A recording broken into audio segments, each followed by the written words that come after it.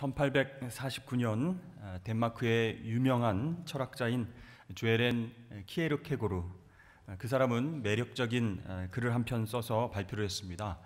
그 책의 이름은 죽음에 이르는 병이라고 하는 책인데요. 그 책에서 그는 현대인들이 금방 알아들을 수 있도록 죄를 규정하고 설명하고 있습니다. 한번 들어보십시오. 죄가 무엇인지. 죄는 하나님 앞에 있는 그대로 서기를 바라지 않는 그런 절망적인 상태이다.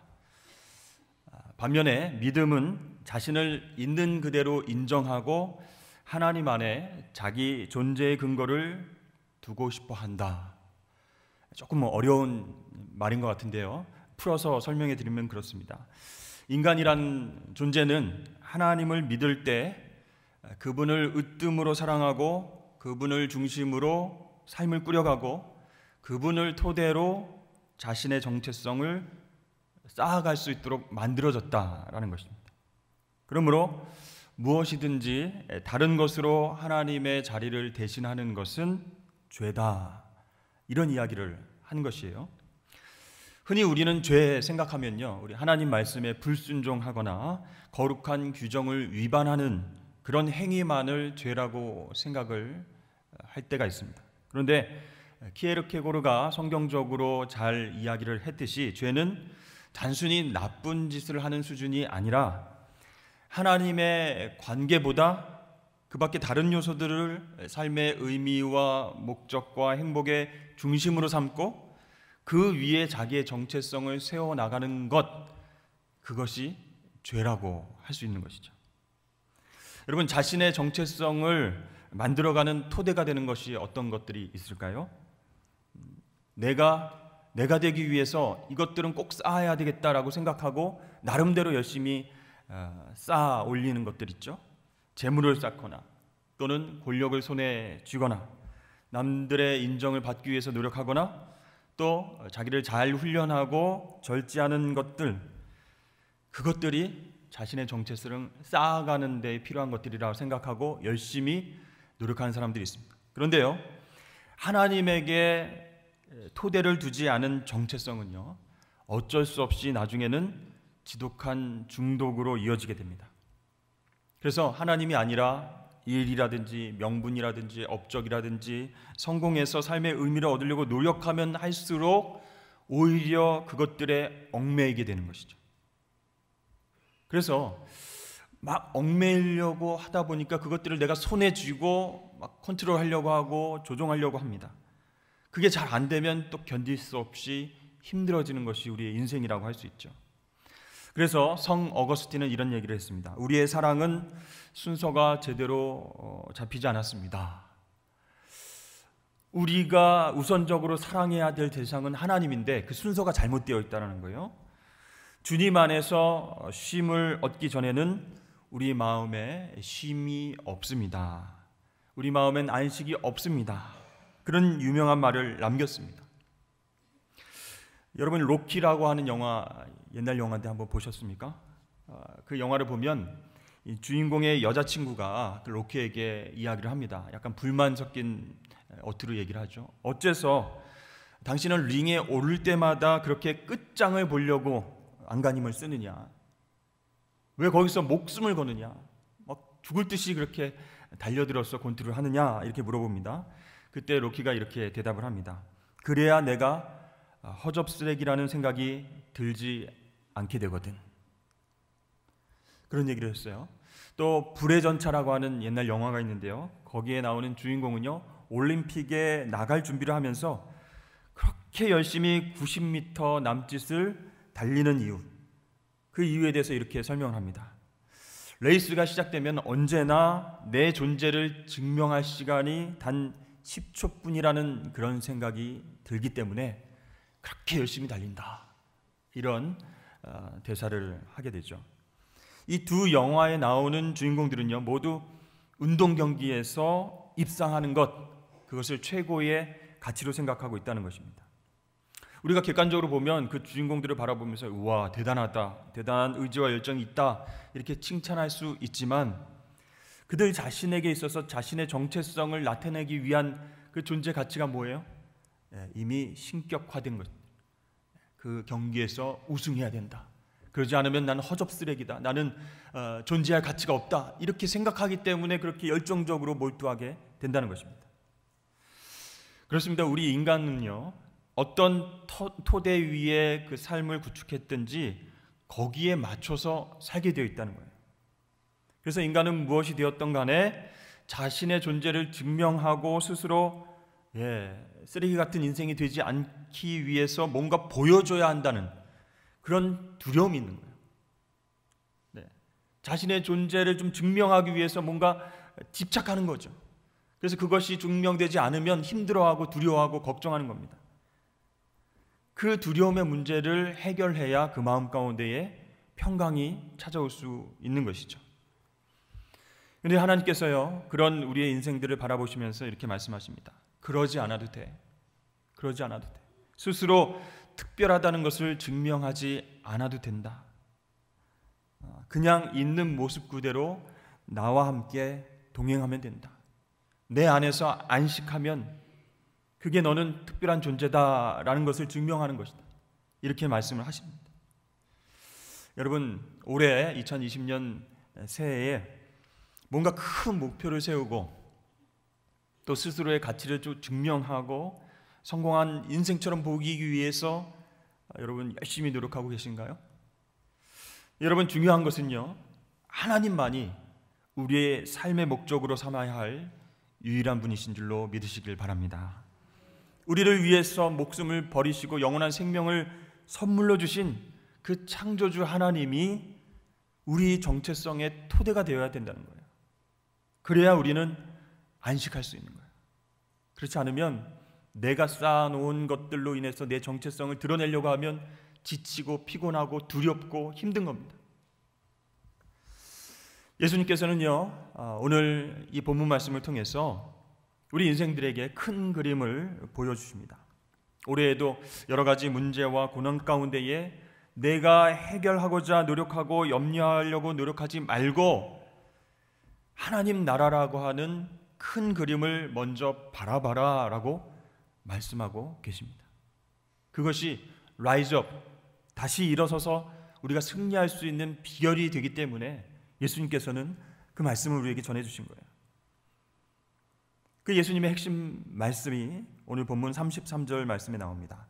너희는 먼저 그의 나라와 그의 의를 구하라. 여기에서 하나님 나라를 구하고 그 나라를 경험하고 살아야 비로소 우리가 행복할 수 있다, 기뻐할 수 있다, 안식할 수 있다, 그런 말씀입니다. 그럼 왜 우리에게 이런 큰 그림이 필요할까요? 이것이 바로 우리에게 영적인 기본 원리가 되기 때문입니다. 어떠한 상황 속에서도 이 영적 기본 원리를 지켜나가면 나머지 것들이 해결되기 때문입니다. 우리의 삶이 바르게 나아가야 할 그런 방향을 제시해 주시는 그 말씀이기 때문에 주님께서는 이 말씀을 우리에게 주시면서 큰 그림을 봐라, 작은 것들 바라보면서 매달리고 힘들어하지 말고 큰 그림을 봐라, 바로 하나님 나라 그 의다라고 말씀하고 계십니다. 여러분, 먼저 그의 나라와 그의 의를 구하라 라고 했을 때 이 먼저라고 하는 단어 왜 쓰셨을까요? 삶의 우선순위와 방향이 중요하다는 거예요. 그것을 하나님 나라에 먼저 두라는 겁니다.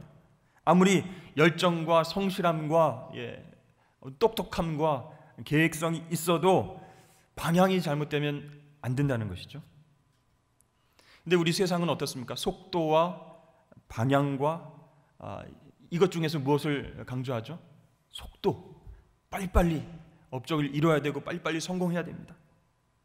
속도와 성과를 중요시하는 세상 속에서 우리가 오늘 이 말씀을 중심으로 잡고 살아간다면 평안을 얻을 수 있다는 거예요. 승리할 수 있다는 겁니다. 다시 라이즈업 할 수 있다는 겁니다. 조금 느릴지라도 하나님께서 원하는 방향으로 함께 나아가시는 저와 여러분 되시길 축복합니다. 여러분, 이스라엘 백성들이 출애굽해서 광야로 나아갔습니다. 그런데 하나님께서는 이 백성들이 알고 있는 이 왕의 대로로 인도하지 않으셨습니다. 왕이 지나가는 큰 길로 가면 가나안 땅으로 금방 갈 수 있었습니다. 이미 아는 길, 정해진 길에는 하나님이 필요하지 않기 때문에 왕의 대로로 인도하지 않으셨습니다. 또한 이스라엘 백성들은 어디에 물이 있고 어디가 안전한지 잘 알지 못했습니다. 낯선 시간, 낯선 공간, 그 광야에서 그들이 할 수 있는 일은 오직 인도자이신 하나님만 바라보는 것입니다. 따라서 이 광야에서는요, 빨리 가기 또 멀리 가기, 이것은 의미가 없다는 것입니다. 이 광야에서는 바로 가는 것, 즉 방향이 중요하다는 거예요. 하나님께서 이스라엘 백성들을 구름 기둥과 불 기둥으로 한 걸음 한 걸음 인도하셨습니다. 어디에서 얼마나 멈춰서 쉴지, 언제 짐을 다시 꾸리고 다시 출발할지도 섬세하게 결정해 주셨어요. 이렇게 하나님의 방향으로 순종하면서 나아갔을 때 이스라엘은 죽지 않고 살 수 있었습니다. 때로는 백성들이 왜 지름길을 놔두고 이렇게 멀리 돌아서 갑니까? 불평하는 사람들도 있었지만 하나님께서는 모세를 통해서 지금 속도보다도 결과보다도 당신과 함께 가는 과정과 방향이 중요하다. 그 길에서 훈련받기를 원하시는 하나님 마음을 이해해라 라고 그렇게 이야기를 한 것이죠. 그렇습니다. 오늘날 우리가 나아가야 할 방향은 바로 하나님께서 주신 말씀인 줄로 믿습니다. 그 말씀에 순종할 때 우리는 경주가 아닌 완주를 할 수 있습니다. 수많은 경쟁자들을 물리치고 앞서 나가야 성공할 수 있다라고 가르치는 이 세상에서 우리 믿는 사람들은요, 조금은 느릴지라도 하나님과 동행해서 올바른 방향으로 가서 승리하는 경험이 더 중요하다는 것이에요. 그래서 무조건 하나님과 동행해서 끝까지 완주해내는 것, 그것이 우리가 나아가야 할 방향인 줄로 믿습니다. 요즘은요, 내비게이션 굉장히 잘 되어 있죠. 그래서 이 길이었는데 이렇게 하면 또 잘못된 길로 우리가 갈 수도 있어요. 부산길이 굉장히 복잡하더라고요. 굉장히 많이 나뉘어져 있는데 분명히 내비게이션이 이 길로 가라고 한 것 같은데 막상 가보면 또 새 길로 제가 가고 있는 거예요. 잘못된 길로 들어서면 어떻게 합니까? 내비게이션이 삐삐삐 하면서 다시 친절한 자매의 목소리가 나오죠. 침착하게 다시 안내를 해줍니다. 다시 유턴을 하라든지 조금 더 가서 오른쪽으로 돌아와서 다시 방향을 찾으라든지 이렇게 안내를 해줍니다. 결코 옆에 있는 사람처럼 짜증내거나 화를 내지 않습니다. 왜 아까 길로 가지 않았느냐? 왜 내비게이션을 제대로 똑바로 보지 않았느냐? 내가 얘기했을 때 그때 바로 좌회전을 했어야지. 왜 고집을 피우다가 이렇게 계속 돌아가느냐? 부산이 어떤 곳인 줄 아느냐? 이렇게 옆에서 잔소리하지 않고 그냥 재탐색해서 길을 띡 하고 보여줍니다. 빨리 가는 길을 다시 탐색해서 보여줘요. 얼마나 편리한 세상입니까? 마찬가지로 우리가 행여 한눈을 팔고 하나님이 원하시지 않는 방향으로 나아갔을지라도 우리 마음 가운데에 하나님의 말씀이 있다면 그 말씀이 내비게이션이 되는 거예요. 그래서 다시 유턴하라고, 이 길이 아니라고, 하나님 이 길을 원하시지 않고 기뻐하시지 않는다고, 다시 이 방향으로 가야 한다고 재탐색해서 알려주십니다. 그런데 왜 우리가 힘든 거죠? 이 말씀의 내비게이션이 우리 마음 가운데 있는데도 왜 힘들게 살아가는 겁니까? 정말 우리가 되는 대로, 닥치는 대로 살아가니까 어려움이 찾아오는 거예요. 복잡해지는 거예요. 그 말씀의 내비게이션 얘기를 꺼버리는 거예요. 내가 이 길을 수없이 갔는데 내가 더 길을 잘 알지 하면서 짜증난다면서 내비게이션을 꺼버리는 거예요. 안타까운 것은요, 우리가 하나님의 자녀임에도 불구하고 길을 잃었을 때, 문제가 우리를 찾아왔을 때 세상적인 해결 방법을 찾는다는 것입니다. 사람들을 다시 의지하게 되고요, 또 물질을 의지하게 됩니다. 또 그 문제의 모든 해결의 키를 내가 쥐고 있다라고 생각해서 그렇게 집중하고 그렇게 노력해서 문제를 해결하려고 한다는 것이죠. 그래서 여러분, 우리에게 이 나침반과 같은 하나님의 말씀이 더욱더 필요한 것입니다. 내가 나아가야 할 방향, 우리 가정이 나아가야 할 방향, 그 방향은 세상이 아니라 바로 하나님 나라라는 분명한 기준이 있어야 되기 때문에 오늘 주님께서는 먼저 그의 나라와 그의 의를 구하라. 그게 정확한 방향이다. 먼저 다른 것 들리지 말고 하나님 나라, 그 의를 탐색해서 그 길로 나아가라라고 말씀하고 계시는 것입니다. 여러분, 이 큰 그림을 우리에게 주신 또 다른 이유가 있습니다. 하나님께서는요, 우리와 우리 가정이 영적 전쟁에서 승리하기를 원하시기 때문에 이 말씀을 주신 거예요. 사탄이 우리에게 유혹하고 시험할 때는요, 어떻게 할까요? 항상 걱정과 염려를 이용해서 타고 들어옵니다. 내 건강은 어떡하지? 우리 가족이 경제적으로 더 어려워지면 어떻게 하지? 우리 자녀들 공부는 어떻게? 학업은 어떻게? 미래는 어떻게 하지? 내일 아침 반찬은 뭘로 해야 되지? 물론 일상의 걱정을 아예 안 하고 살 수는 없는 노릇입니다. 다가오는 작은 문제들에 대한 그런 대책도 세우지 말라는 얘기는 아닙니다. 그러나 먹을 것, 입을 것, 사는 문제에 대해서 너무 집중하고 생각하고 걱정하는 것은 하나님의 자녀들이 할 일이 아니라는 거예요. 오늘 본문 31절과 32절 말씀을 다 함께 읽어보도록 하겠습니다. 시작. 그러므로 염려하여 이르기를 무엇을 먹을까, 무엇을 마실까, 무엇을 입을까 하지 말라. 이는 다 이방인들이 구하는 것이라. 너희 하늘 아버지께서 이 모든 것이 너에게 있어야 할 줄을 아시느니라. 아멘. 의식주에 대한 염려 걱정, 그것은 이방인들이나 하는 것이다 라고 말씀하고 계세요. 여러분, 이방인은 어떤 사람들입니까? 하나님을 신뢰하지 않는 사람이에요. 이방인들은 자기 자신을 신뢰하는 사람들입니다. 근데 이방인들처럼 왜 먹을 것, 입을 것, 사는 것에 대해서 그렇게 걱정을 하느냐? 너희는 하나님의 자녀가 아니냐? 이렇게 말씀하시는 거죠. 사랑하는 여러분, 우리를 창조하신 하나님께서 우리를 그냥 두시겠습니까? 공중에 나는 새를 먹이시고 들의 꽃과 풀도 입히시는 그 하나님께서 하나님의 자녀들을 한 명 한 명 먹이시고 입히실 줄로 믿습니다. 우리를 창조하신 분은 동시에 우리를 돌보시는 분이시기 때문에 걱정할 필요가 없는 것입니다. 그럼에도 불구하고 우리 마음 가운데에 염려가 들어올 때가 있습니다. 걱정이 틈타서 들어올 때가 있습니다. 그것이 가득해지면 사탄이 다가와서 그것을 이용해서 하나님에 대한 신뢰를 깨뜨려 버리는 것이죠. 잘 생각해봐. 하나님께서 너만 안 사랑하시는 것 같아. 안 그래? 한번 주위를 둘러봐봐. 다른 사람들 다 잘 나가고 성공하고 잘 먹고 잘 입고 잘 쓰는데 신앙생활 지금까지 열심히 하는 너는 지금 이게 뭐냐? 너의 가정은 왜 이렇게 힘들게 사느냐? 이렇게 걱정을 타고 들어오는 거예요. 하나님께 기도하는 건 물론 중요하지. 그런데 지금 이렇게 급한 문제 앞에서 기도만 하고 있을 거야? 당장 일어나야지. 어떻게든 네가 좀 직접 해결해야 되지 않겠어? 사탄이 이렇게 우리를 흔드는 것입니다. 염려를 타고 들어와서 속삭이는 거예요. 하나님 없이도 스스로 모든 문제들을 해결할 수 있는 능력이 있다.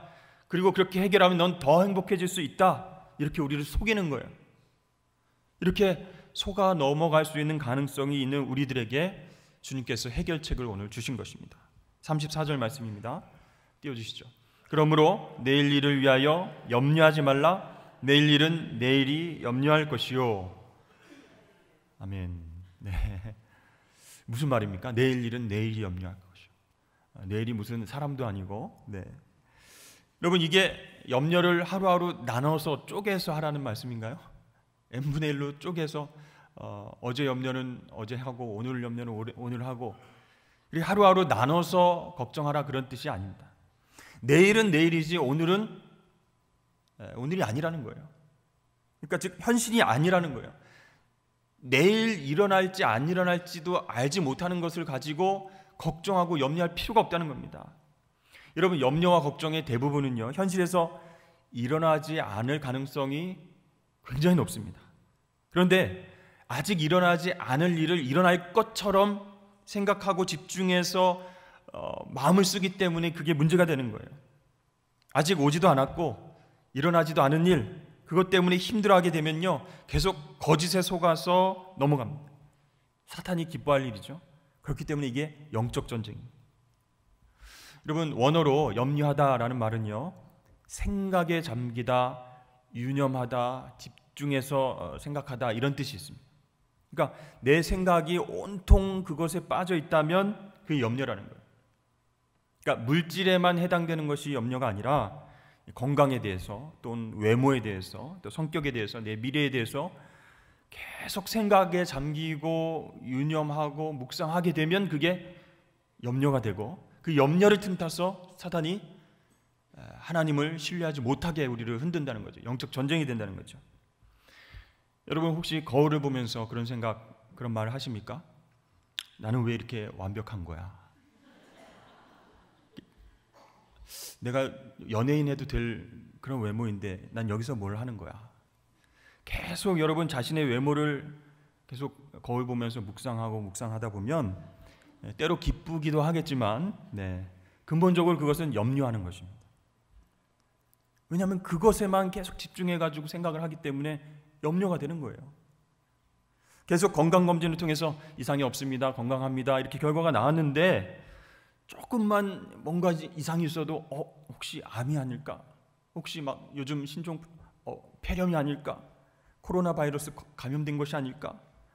이런 걱정과 염려이 들어온다는 거죠.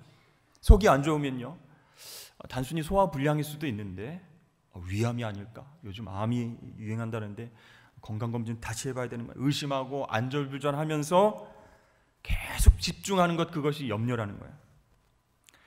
여러분 이렇게 한 가지 또는 여러 가지 대상에 대해서 집중적으로 생각하고 묵상하면 어떤 현상이 일어나게 될까요?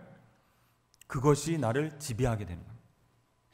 우리가 염려하는 대상인 자녀가, 우리가 염려하는 대상인 돈이, 건강이, 외모가 나를 지배하게 되고 결국은 내가 섬기는 우상이 된다는 겁니다.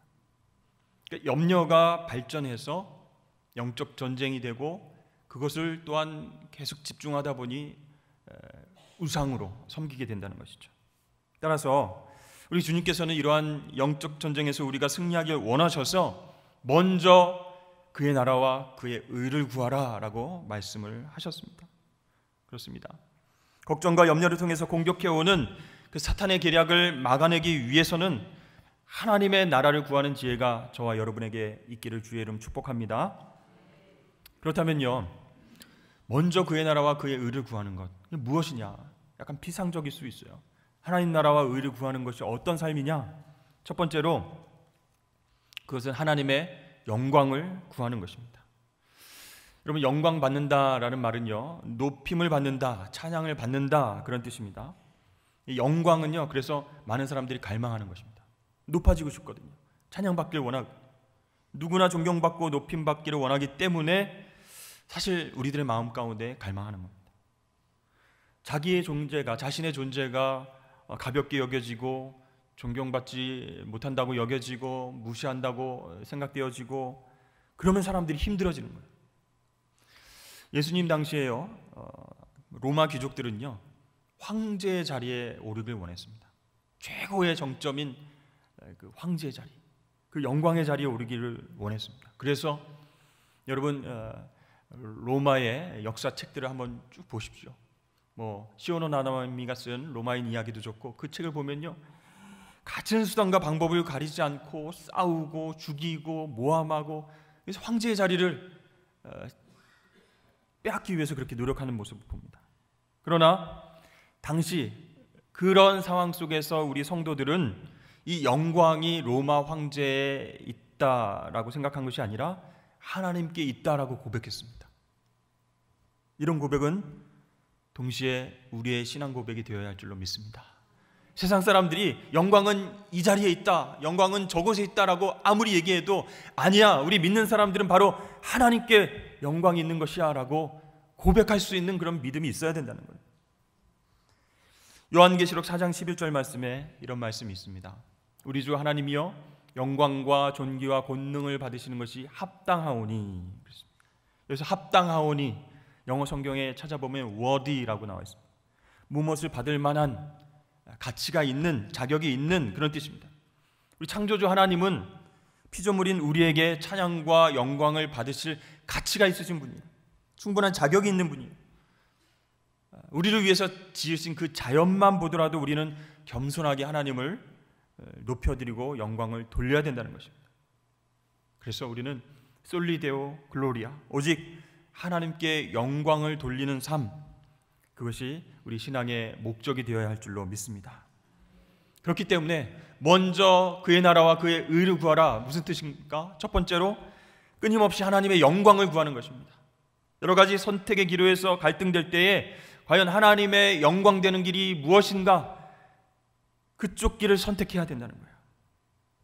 때로 내가 비참해지고 초라해져도 하나님께서 영광을 받으실 수 있다면 나는 만족합니다. 나는 괜찮습니다. 라는 그 자세가 바로 먼저 그의 나라와 그의 의를 구하는 우리 그리스도인들의 자세라는 것입니다. 여러분, 이 말씀 들으면 혹시 좀 손해보는 느낌이 들지 않으십니까? 아니, 하나님 영광 위해서 내가 얼마나 그러면 다 내려놔야 됩니까? 얼마나 많은 것들 버려야 됩니까? 지금까지 쌓아왔던 것들을 얼마나 다 깨트려 버려야 됩니까? 그것 때문에 좀 걱정이 되십니까? 그러나 여러분, 이 말씀이 끝이 아닙니다. 그리하면 이 모든 것을 너희에게 더하시리라, 이렇게 약속하셨어요. 우리가 하나님께 영광을 돌리는 삶을 살면 하나님께서는 마땅히 우리를 행복하게끔 만들어 주신다고 약속을 하시는 거예요. 우리가 가난하든 건강이 좋지 않든 실패했든 상관없이 우리가 하나님께 영광을 돌리는 삶을 선택하고 그 길로 나아가면 하나님께서 반드시 보응해 주신다는 거예요. 평강과 축복으로 우리에게 놀라운 은혜를 주실 줄로 믿습니다. 두 번째, 먼저 그의 나라와 그의 의를 구하라. 무슨 뜻일까요? 두 번째로 그것은 하나님의 통치를 구하라는 뜻입니다. 하나님의 통치. 내가 내 삶을 다스리고 핸들링하고 조종하고 그런 것이 아니라 하나님이 내 삶을 다스리게끔 주권을 내어드리는 것입니다.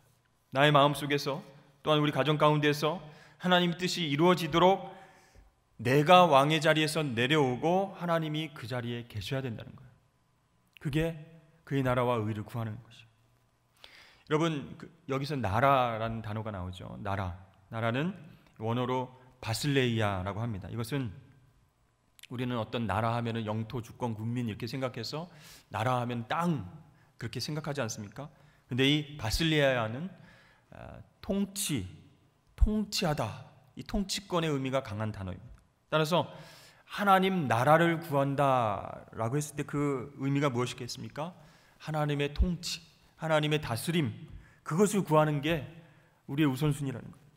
우리 가정과 일터에서 내가 주도권을 가지고 살아가는 것이 아니라 하나님께서 나를 다스려 주시고 통치하실 수 있도록 순종해야 된다는 거예요.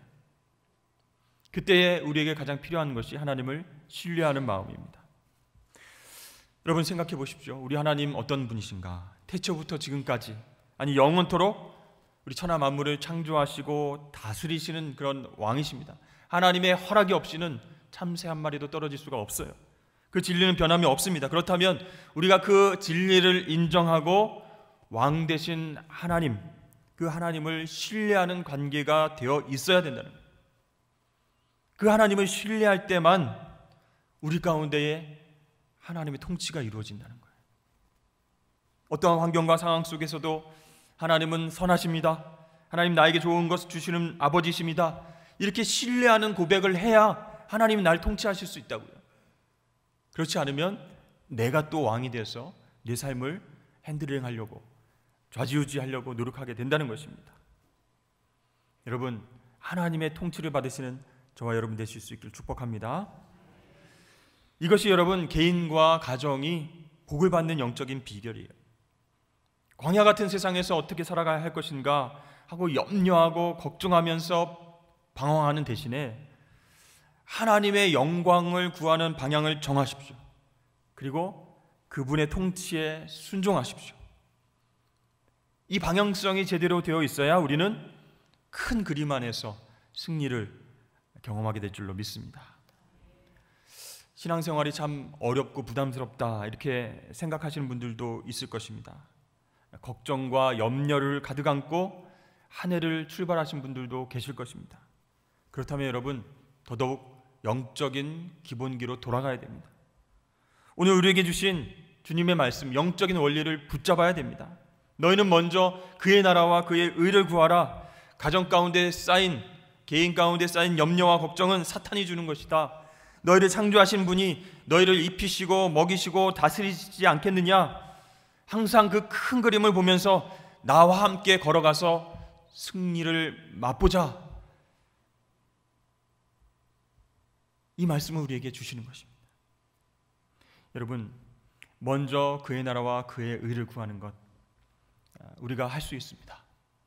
우리는 부족하고 연약하지만 하나님의 영광을 바라보면서 그분의 통치를 기대하면서 말씀대로 한 걸음 한 걸음 나아간다면 속도가 중요한 것이 아니라 방향이 중요하기 때문에 하나님은 우리와 동행하셔서 우리를 승리의 길로 인도하실 줄로 믿습니다. 그래서 우리 개인과 가정 가운데 하나님의 영광의 빛이 비추는 2020년 한 해가 되실 수 있기를 주의 이름으로 축원합니다. 기도하겠습니다.